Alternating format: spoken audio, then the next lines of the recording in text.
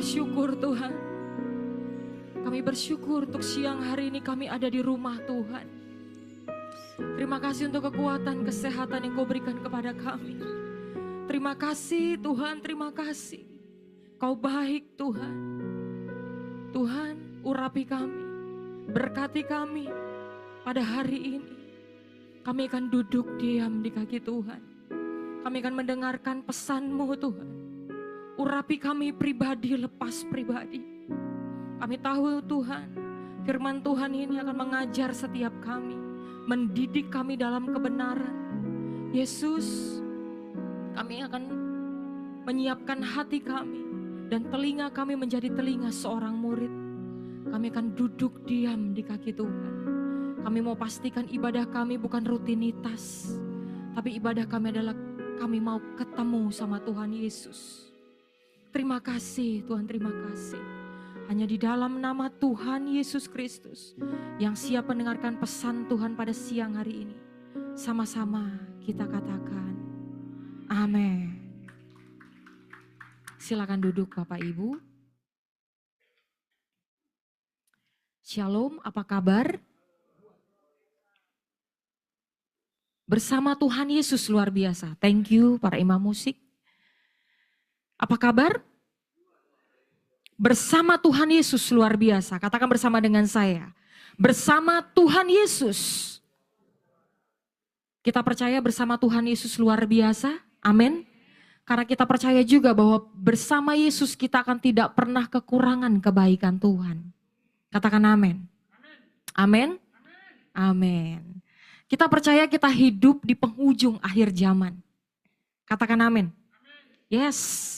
Siapa yang percaya kita hidup di penghujung akhir zaman? Lambaikan tangannya. Betul ya? Makanya saya mau katakan kita tahu bahwa kita hidup di penghujung akhir zaman. Kita harus mendengarkan firman Tuhan sungguh-sungguh. Karena hidup adalah 10% apa yang kita alami dan 90% adalah respon kita bagaimana menyikapi masalah itu. Katakan amin. Sama dengan hari ini bagaimana kita menyikapi firman Tuhan yang kita dengarkan. Katakan amin. Karena iblis hari-hari ini kalau nggak bisa bikin kita jadi orang jahat, dia akan bikin kita jadi orang sibuk. Kemana nggak ke gereja? Sibuk. Cari cuan. Cuan atau Tuhan? Cari cuan. Cari cuan bugem, cari cien, cari hepeng, cari money. Iblis kalau nggak bisa bikin kita jadi orang jahat akan bikin kita jadi orang sibuk, nggak punya waktu buat baca firman. Kenapa nggak saat teduh ngantuk masih pagi? Makanya saya mau katakan firman Tuhan waktu diperdengarkan hati-hati kita meresponinya. Karena saya mau katakan bagaimana kita menyikapi masalah dan bagaimana juga kita menyikapi firman Tuhan yang kita dengarkan. Katakan amin. Betapa vitalnya Anda duduk mendengar firman Tuhan. Camkan apa yang kau dengar, perhatikan cara engkau mendengar. Katakan amin. Karena handphone di tanganmu, gadget di tanganmu itu bisa mengganggu. Ngantuk di matamu, pikiran melayang kemana-mana itu bisa mengganggu. Karena medan pertempuran kita ada di mana? Pikiran. Antar pulang ibadah mau makan apa ya? Udah dipikirin tuh. Habis pulang ibadah mau makan di mana? Udah dipikirin. Padahal lagi denger firman. Makanya saya mau katakan, hati-hati, betapa vitalnya Anda duduk dengar firman. Camkan apa yang kau dengar, perhatikan cara engkau mendengar. Ini akhir zaman. Orang udah gak bisa main-main lagi sama Tuhan. Iblis datang untuk mencuri, membunuh, dan membinasakan. Betul? Betul? Tapi Alkitab juga ngomong, iblis datang gak cuma mencuri Bapak Ibu. Tapi dia juga merampas. Firman-Nya bilang begini. Kita baca. 1, 2, 3. kepada setiap orang yang mendengar firman tentang kerajaan sorga, tetapi tidak mengertinya, datanglah dan merampas yang ditaburkan dalam hati orang itu. Itulah benih yang ditaburkan. Saya mau katakan, iblis datang mencuri, membunuh, dan membinasakan. Tapi Alkitab juga bilang bahwa iblis nggak datang cuma mencuri, tapi dia juga merampas benih yang ditaburkan dalam hati orang itu. Saya mau katakan, apa bedanya mencuri dengan merampas? Mencuri itu diam-diam, betul nggak? Namanya juga mencuri, diam-diam. Tapi kalau merampas, dia merampas apa yang ada dalam tanganmu. Dia merampas apa yang ada dalam hatimu. Paham ya? Makanya saya mau katakan, kita dengar firman, kalau nggak fokus, firman akan dirampas. Karena iblis tahu, ketika firman itu jatuh ke dalam hati yang benar, saya mau katakan, maka firman itu akan tumbuh dan berbuah. Itu yang menjadi menakutkan buat iblis. Sehingga apa? Engkau menjadi orang Kristiani yang luar biasa. Makanya saya mau katakan, ini akhir zaman. Kita udah jangan main-main lagi sama Tuhan. Betul ya? Orang mau baca firman tuh peperangan gak? Peperangan. Coba deh kalau kita scroll IG, Instagram, scroll Facebook, FB, scroll WA orang, status orang tuh lama banget kita bisa ngeliatin status orang. Bener gak? IG di scroll, Facebook di scroll, hayu terus di scroll. Coba deh suruh baca Alkitab. Pasti nguap. Tidak ada dusta di antara kita. Betul ya? Makanya saya bilang, orang tuh baca Alkitab peperangan. Orang sekolah Alkitab aja peperangan.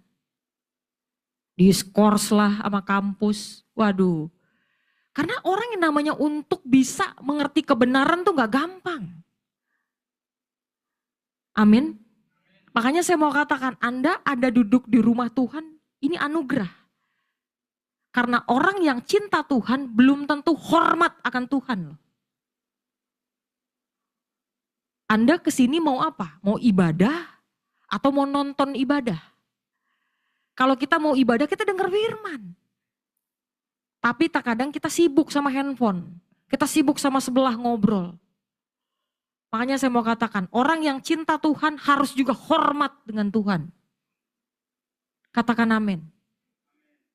Amin Bapak Ibu. Ini era peperangan. Dunia pun sedang bergejolak perang. PPT saya yang baru sudah di-download tadi ya. Ini sudah bergejolak perang. Ini akhir zaman.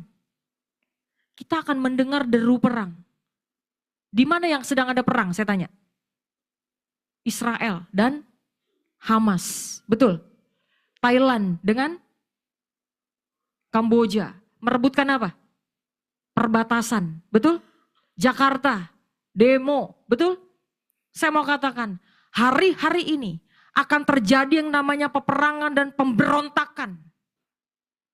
Alkitab sedang digenapi. Kita baca. 1, 2, 3. Dan apabila kamu mendengar tentang peperangan dan pemberontakan, janganlah kamu terkejut. Sebab semuanya itu harus terjadi, tetapi itu tidak. Betul ya? Ngeri loh. Jangankan baca firman, dunia aja sekarang lagi gejolak perang. Karena kita tahu, aku datang segera. Tuhan Yesus sudah mau datang. Gak bisa main-main lagi dengar firman. Katakan amin.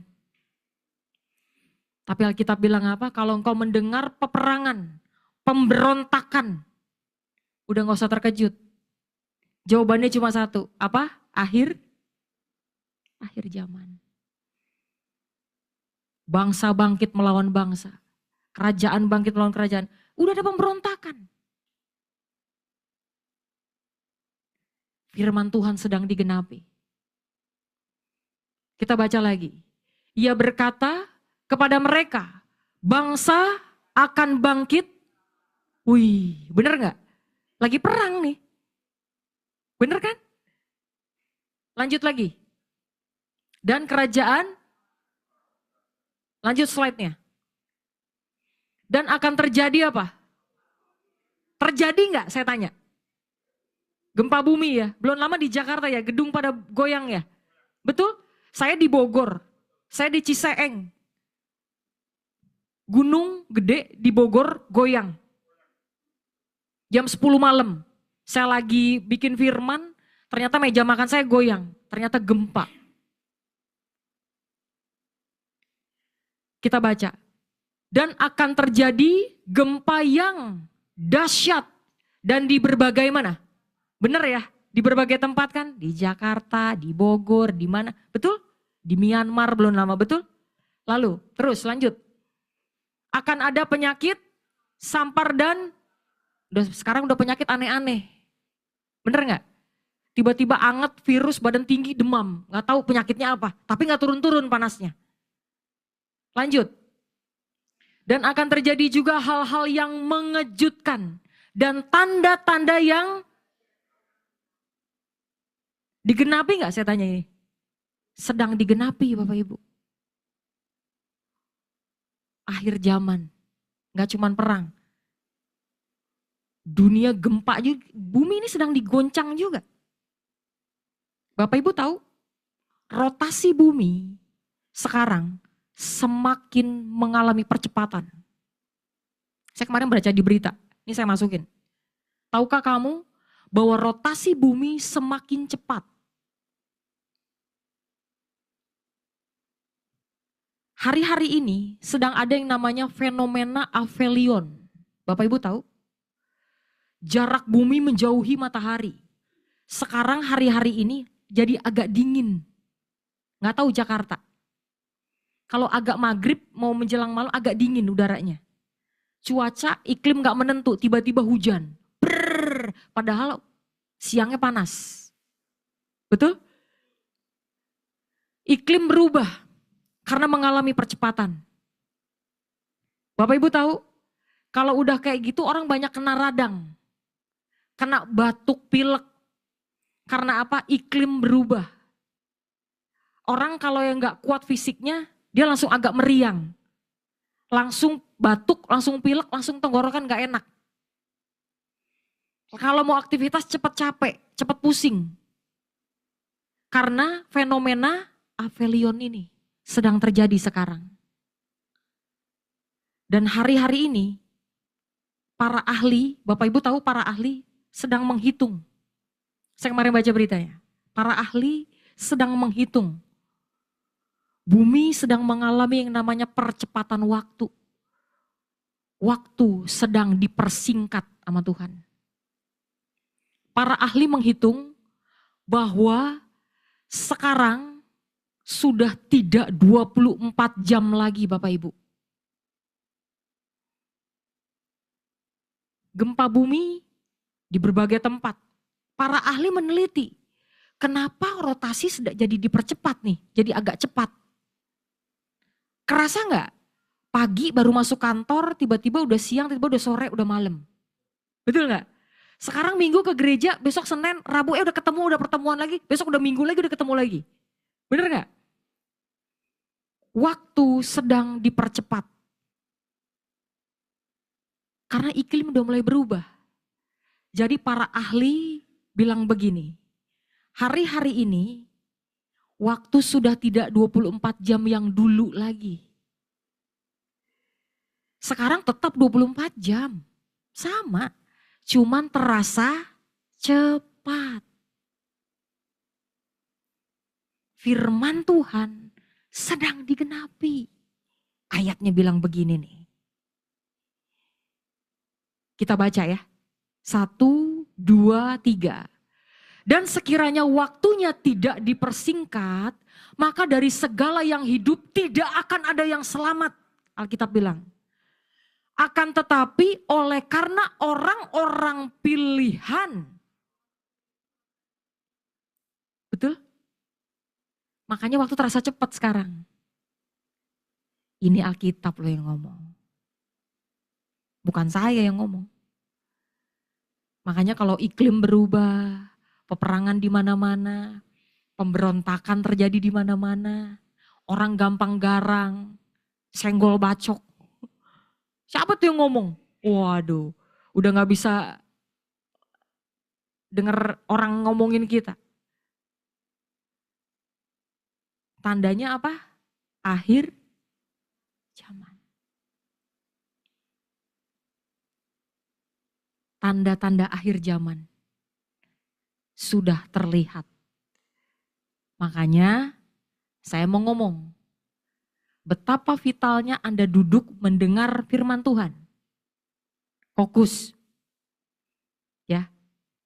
Camkan apa yang kau dengar, perhatikan cara engkau mendengar.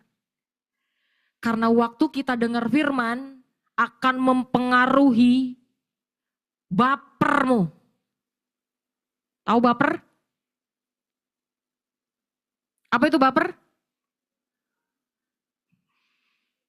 Bawa perasaan, Bu. Wih, sensitif kali. Tapi memang hari-hari ini orang sensitif loh. Orang dengar firman tersinggung. Padahal pendetanya nggak tahu. Tapi ternyata Roh Kudus lagi ngomong sama Anda. Makanya saya bilang, cara kita mendengar firman akan mempengaruhi baper. Bukan bawa perasaan. Udah gak zaman. Dengar firman, bawa perubahan. Katakan amin.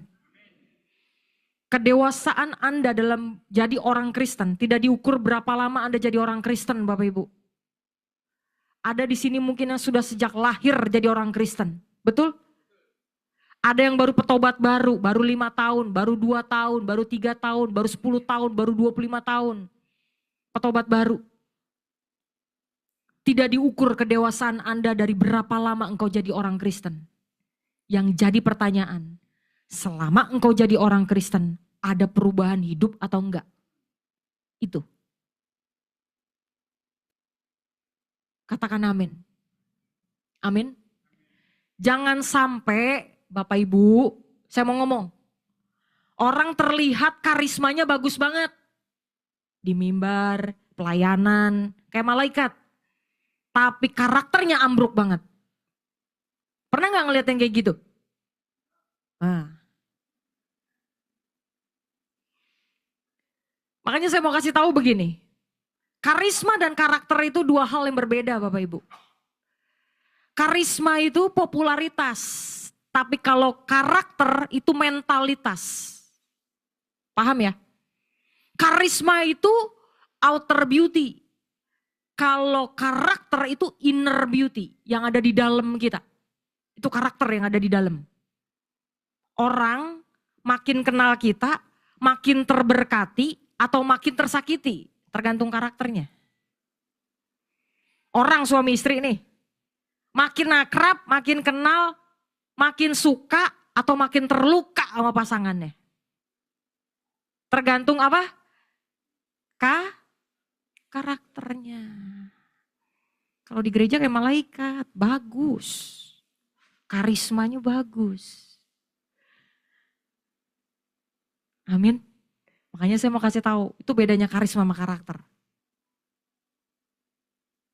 Mentalitas itu lebih penting daripada popularitas.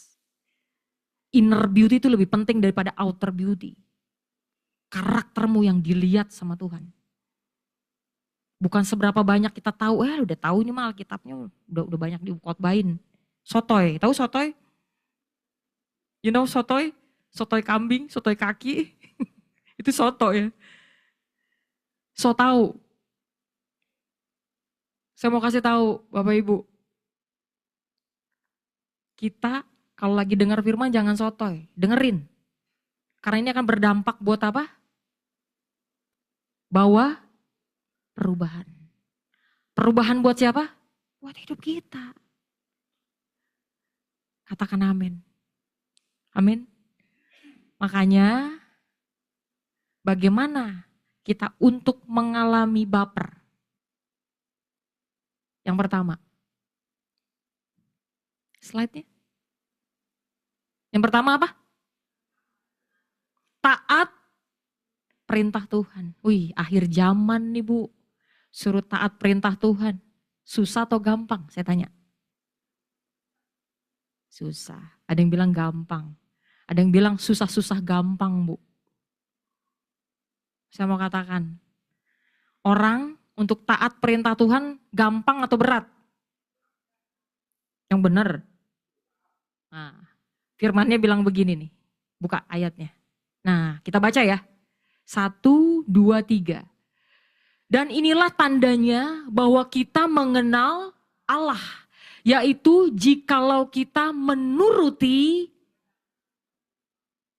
Saya mau tanya sekarang nih. Menuruti perintah-perintahnya itu gampang atau berat? Gampang atau berat? Yang benar. Ayatnya bilang begini loh. Buka slide-nya.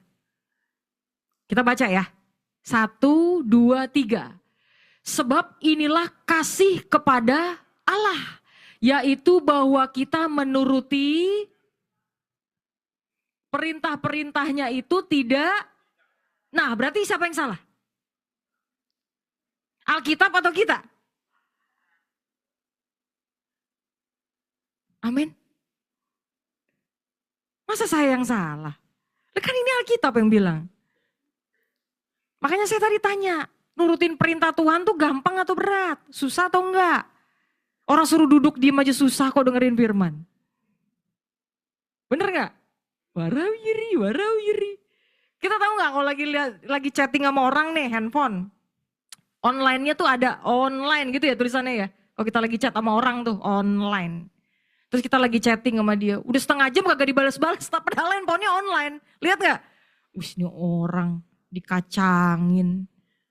Udah chatting lama, udah setengah jam kagak dibalas-balas, tapi handphonenya online. Ngeselin nggak? Sama Tuhan. Tuhan lagi ngomong, lagi online. Kita cuek bebek. Makanya saya bilang, taat perintah-perintah itu Tuhan itu apa? Berat atau enggak? Bingung sekarang mau jawabnya. Bingung Bu, saya mau ngomongnya Bu, dibilang berat dikasih firman. Tidak kalau kita mau. Betul. Saya mau katakan, kenapa firman Tuhan perintah-perintahnya itu jadi berat?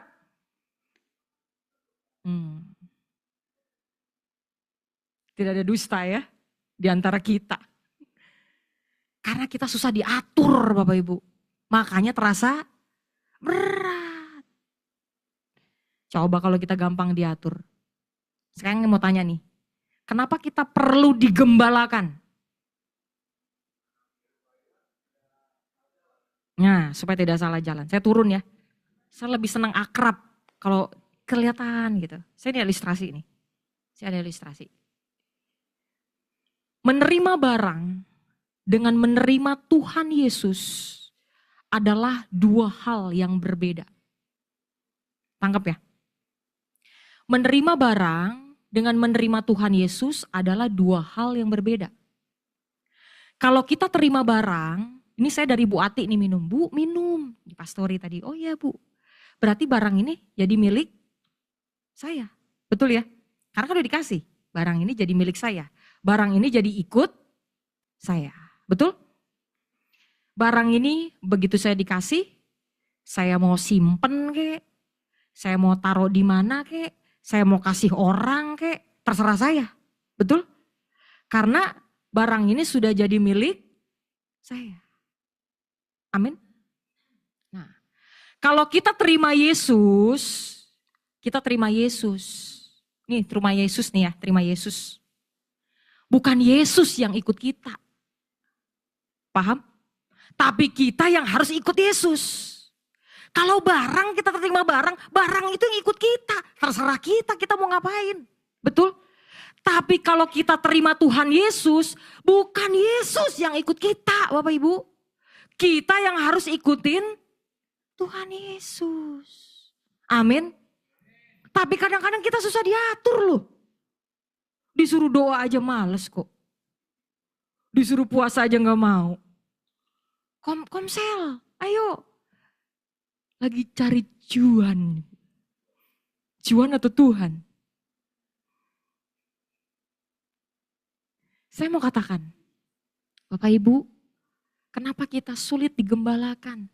Karena kita tidak mau tunduk, tidak mau taat, susah diatur. Padahal waktu kita digembalakan, baik sama Tuhan, baik sama pemimpin, kita sedang menaklukkan ego kita. Kita sedang menaklukkan kedagingan kita yang susah diatur, susah taat, susah tunduk. Betul atau betul? Terus kita bilang begini, Tuhan, aku mengasihimu. Pret, kata Tuhan. Bener gak? Tuhan bilang gini, sampai yang kelihatan aja kagak bisa tunduk. Bilang mengasihi aku yang gak kelihatan. Sama yang kelihatan aja kagak bisa taat. Betul atau betul? Mau mengasihi yang gak kelihatan. Pret, kata Tuhan. Buktikan. Ketaatan itu butuh harga yang harus dibayar. Betul? Gak bisa cuma lewat ucapan. Orang mau kurus berkorban gak?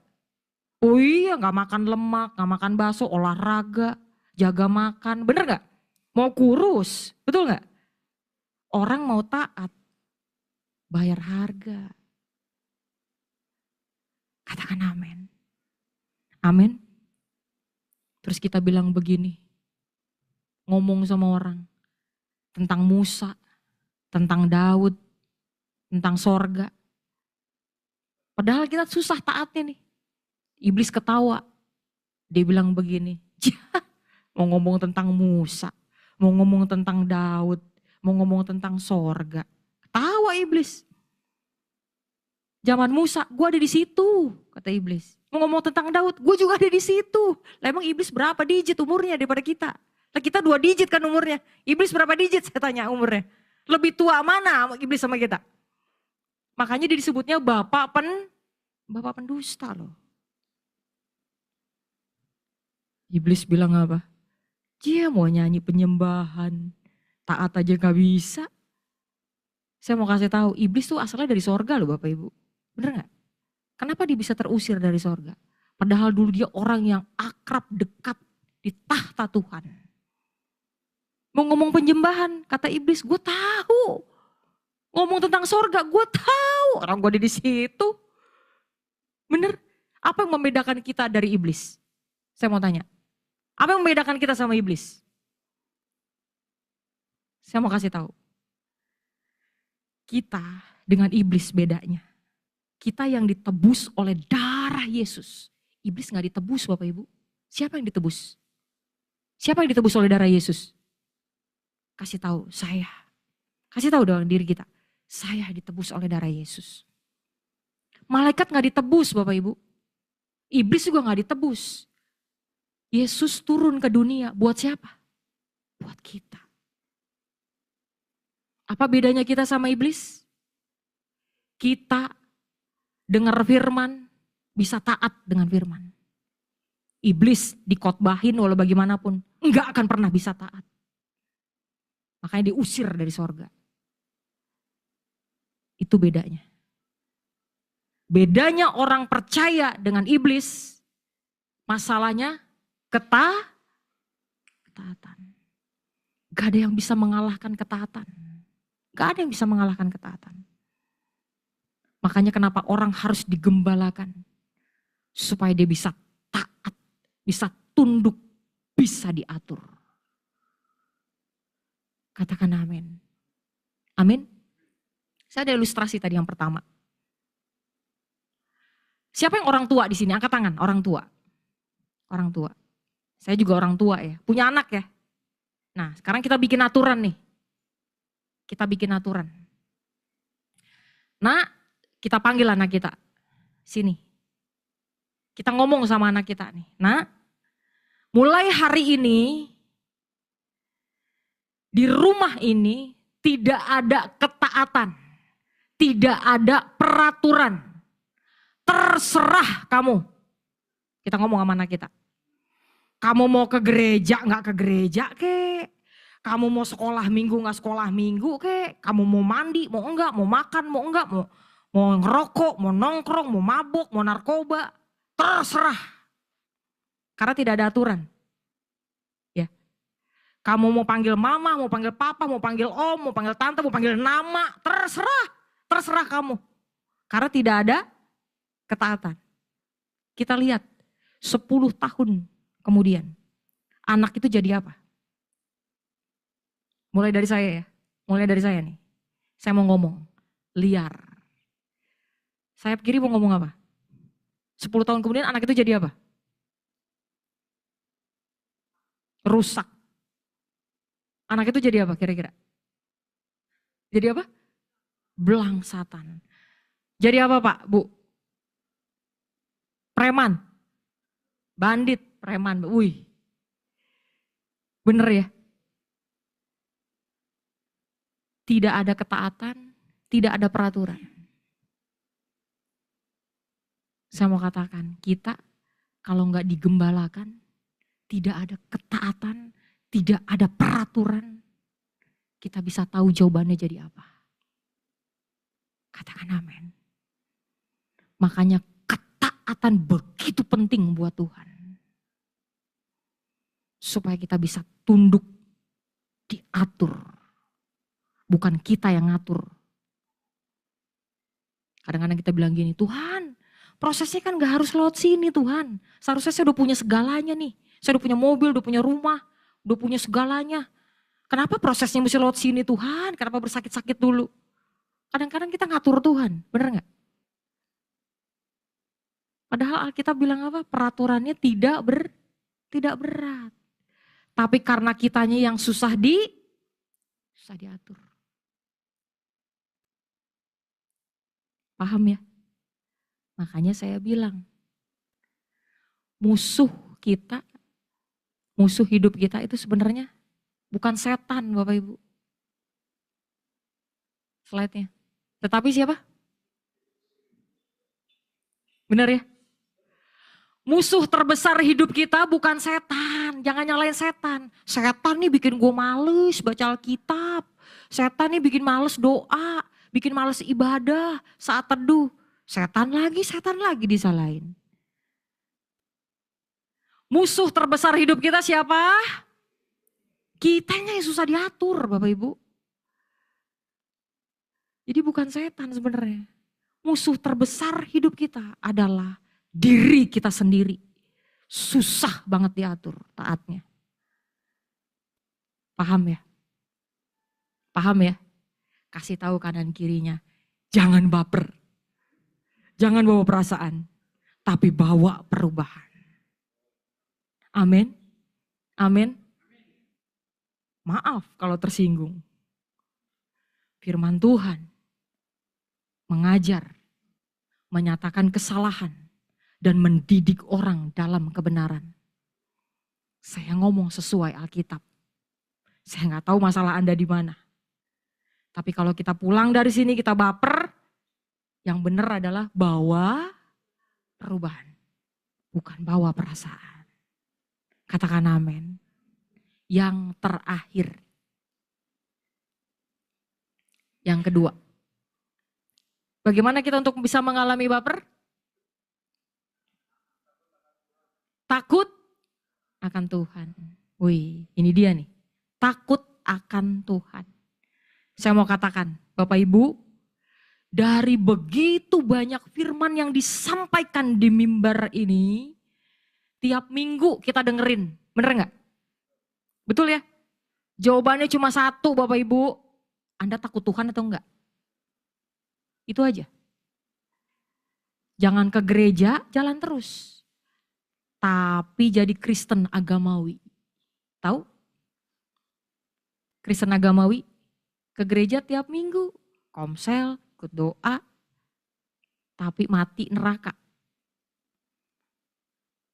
Kristen agamawi, ikut komsel, ikut ibadah, dengerin firman tiap minggu, tapi hidup gak pernah berubah. Karakter ambruk banget. Boro-boro orang diberkati sama karakter kita, tersakiti yang ada. Makanya saya bilang, hati-hati. Firman-Nya bilang begini. Kita baca ya. 1, 2, 3. Akhir kata dari segala yang didengar ialah takutlah akan Allah dan berpeganglah pada perintah-perintahnya. Karena ini adalah, ini hukumnya apa? Wajib, bukan fardu. Hukumnya wajib. Alkitab loh yang ngomong. Jadi kita untuk bisa takut akan Tuhan, hukumnya wajib. Kewajiban setiap orang. Kita untuk bisa mengalami perubahan hidup, gak cuma taat perintah-perintahnya tuh. Tapi juga harus takut akan Tuhan. Katakan amin. Karena, maaf saya mau ngomong, orang yang cinta Tuhan belum tentu hormat sama Tuhan. Dan orang yang cinta Tuhan belum tentu takut akan Tuhan. Tapi kalau Anda duduk hormat sama Tuhan, fokus sama Tuhan, bagus. Bapak Ibu tahu, kita untuk bisa jadi takut akan Tuhan, nggak cuma bisa ke gereja seminggu sekali, dengar firman. Makanya dosa yang sama kita bisa buat lagi. Nyuri lagi, korupsi lagi, selingkuh lagi, jatuh lagi. Bener nggak? Orang untuk bisa takut akan Tuhan harus ada yang namanya kokodivo. Apa Bapak Ibu? Apa itu kokodivo? Komitmen, konsisten, disiplin, fokus. Orang untuk takut akan Tuhan harus ada apa? Kokokrans. Kokodivo. Apa itu kokodivo? Komitmen, konsisten, disiplin, fokus. Komitmenlah sama Tuhan. Udah kenal Tuhan, jangan datang ke orang pinter. Amin. Kalau kita masih tanya-tanya masa depan, tanya jodoh, tanya kerjaan ke orang pinter, berarti kita ini orang apa? Nah, saya nggak ngomong ya. Bener ya? Ngeri Bapak Ibu. Mesti fokus. Fokus sama Tuhan. Komitmen sama Tuhan. Konsisten baca Alkitab. Gak bisa. Kalau gak baca Alkitab, bisa langsung takut akan Tuhan. Gak ada yang instan. Cuma Indomie. Terus kita disiplin. Bangun pagi saat teduh. Disiplin. Orang mau kerja aja bangun pagi, disiplin. Fokus. Fokus kita sama Tuhan.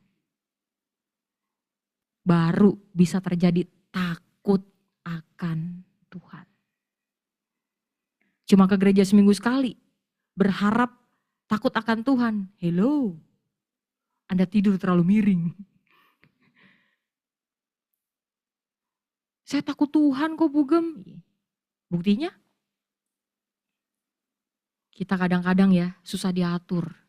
Taat susah, diatur susah, tunduk susah. Terus mati, cita-cita masuk surga.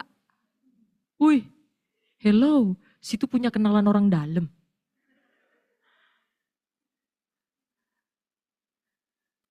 Saya cuma ngomong satu hal. Dari segala apapun yang diucapkan dalam Alkitab tadi bilang apa? Takutlah akan Tuhan.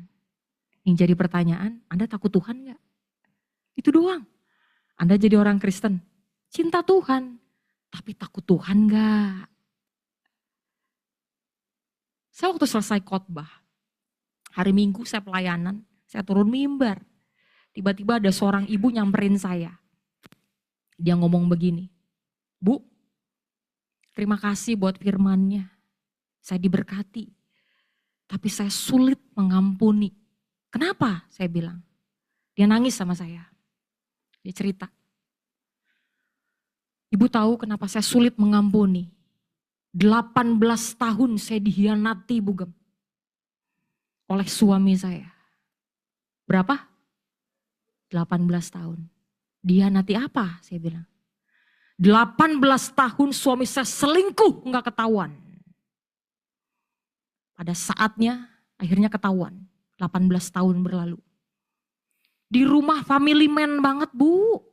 Sayang sama anak-anak. Sayang sama saya. Ke gereja, pelayanan.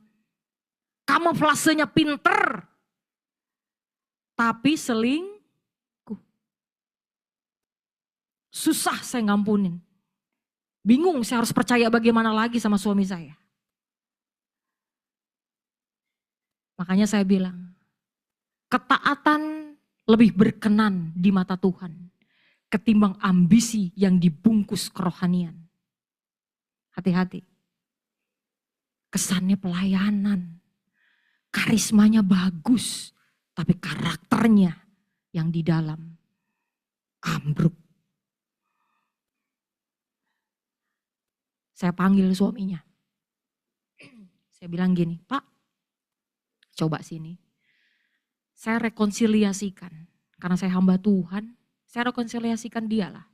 Supaya dia bersatu kembali dengan istrinya. Saya bilang begini, Pak, kenapa sih Bapak selingkuh? Bapak kan pelayanan. Bapak kan udah ngerti firman. Segala firman yang disampaikan di mimbar cuma satu jawabannya Pak. Bapak takut Tuhan enggak? Bapak Ibu tahu gak dia jawab apa sama saya? Waktu saya tanya gitu. Dia ngomong gini, Bu, saya orang Kristen. Saya percaya Tuhan Yesus. Saya cinta Tuhan Yesus. Tapi saya tidak takut akan Tuhan Yesus. Makanya saya bilang, orang yang cinta Tuhan belum tentu takut Tuhan. Saya cinta Tuhan Bu, karena saya orang Kristen. Tapi saya tidak takut akan Tuhan. Makanya saya ke gereja, saya pelayanan tapi saya selingkuh jalan terus.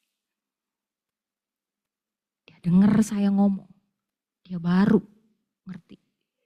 Berarti takut akan Tuhan sangat penting ya Bu. Yes, saya bilang.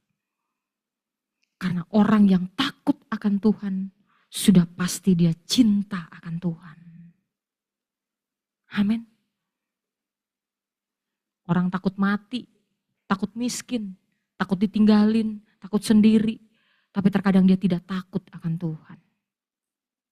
Saya mau katakan, dari segala semuanya yang terjadi, satu hal, takutlah akan Tuhan. Amin. Alkitab bilang begini. Kita baca ya. 1, 2, 3. Roh Tuhan akan ada padanya. Roh hikmat dan pengertian. Roh nasihat dan keperkasaan. Roh pengenalan dan takut akan Tuhan. Ya, kesenangannya ialah tidak ada yang bisa mengalahkan orang yang takut akan Tuhan. Amin. Gak ada yang bisa ngalahin. Orang udah takut Tuhan, gampang ditempatkan di mana aja. Karena dia takut akan Tuhan. Gak berani ngapa-ngapain berbuat dosa. Makanya cari pasangan untuk anak, jangan yang cuma cinta Tuhan. Cari yang takut akan Tuhan. Percaya kita. Katakan amin. Karena hidup kita, saya mau katakan, hidup kita adalah kumpulan firman Tuhan yang kita renungkan dan lakukan setiap hari. Katakan amin. Slide-nya bilang begini. Baca.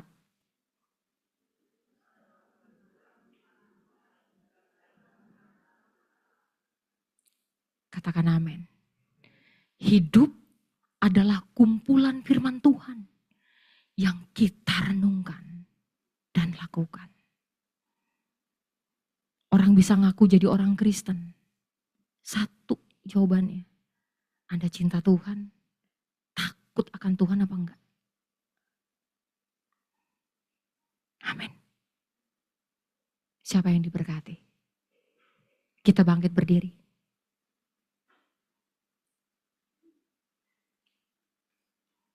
Saya mau katakan, segala sesuatu, apapun yang terjadi dalam hidup kita, Tuhan punya rencana. Tapi waktu kita mengerti rencana Tuhan, karena kita bisa mengikuti apa yang menjadi firman Tuhan dalam hidup, maka setiap apa yang kita renungkan dan lakukan dalam hidup kita akan terjadi sesuai dengan imanmu. Kau perkatakan, aku sembuh di alam jasmani, di alam roh dia bekerja, maka engkau akan sembuh. Aku diberkati Tuhan. Kau ucapkan di alam jasmanimu, maka di alam roh dia bekerja, maka engkau akan diberkati. Karena kuasa perkataanmu menjadikan engkau orang yang takut akan Tuhan.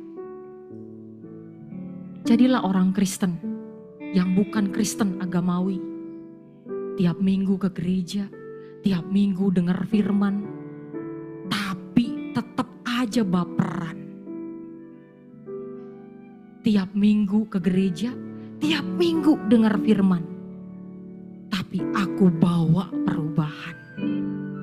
Katakan amin. Amin.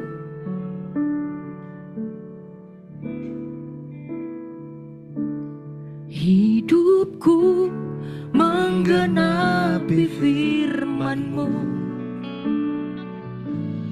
tanda mujizat sertai tiap langkahku. Kau bersamaku di dalamku, jadi bukti kebesaran-Mu.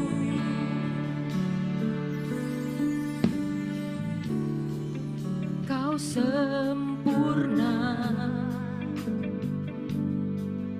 dalam rencana-Mu dan karya-Mu. Ku serahkan hidupku, murnikan dengan Roh-Mu. Tuhan, Kau sempurna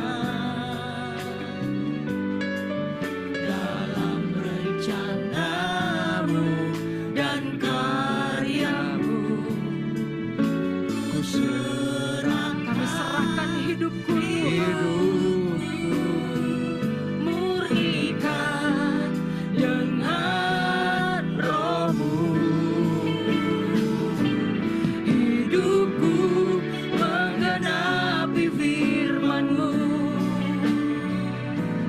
tanda mujizat sertai tiap langkahku. Kau bersamaku di dalamku, jadi bukti kebesaran hidupku. Hidupku menggenapi firman-Mu ya Tuhan, tanda mujizat sertai tiap langkah. Katakan, Kau bersamaku, Kau bersamaku di dalamku, jadi bukti kebesaran hidupku. Hidupku menggenapi firman-Mu, tanda mujizat sertai tiap langkahku. Kau bersamaku di dalamku, jadi bukti kebesaran-Mu. Kau bersamaku, Kau bersamaku di dalamku, jadi bukti kebesaran-Mu.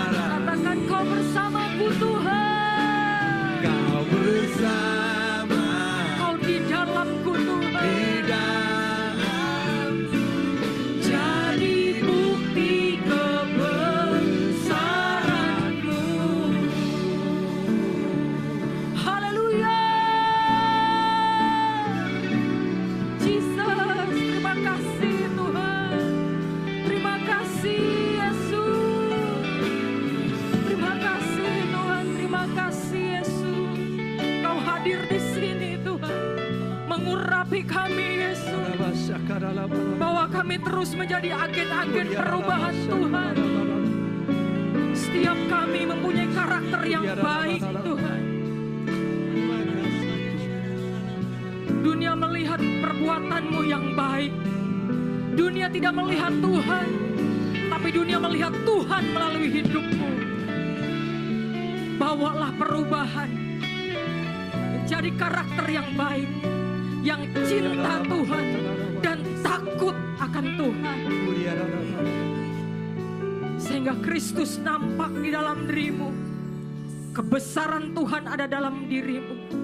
Maka semua orang yang melihat akan diselamatkan. Terima kasih Tuhan, terima kasih untuk siang hari ini. Sungguh kami diberkati. Terima kasih Yesus, terima kasih. Hanya di dalam nama Tuhan Yesus Kristus yang sudah diberkati Tuhan, sama-sama kita katakan Amin. amin. Silakan duduk Bapak Ibu Saudara.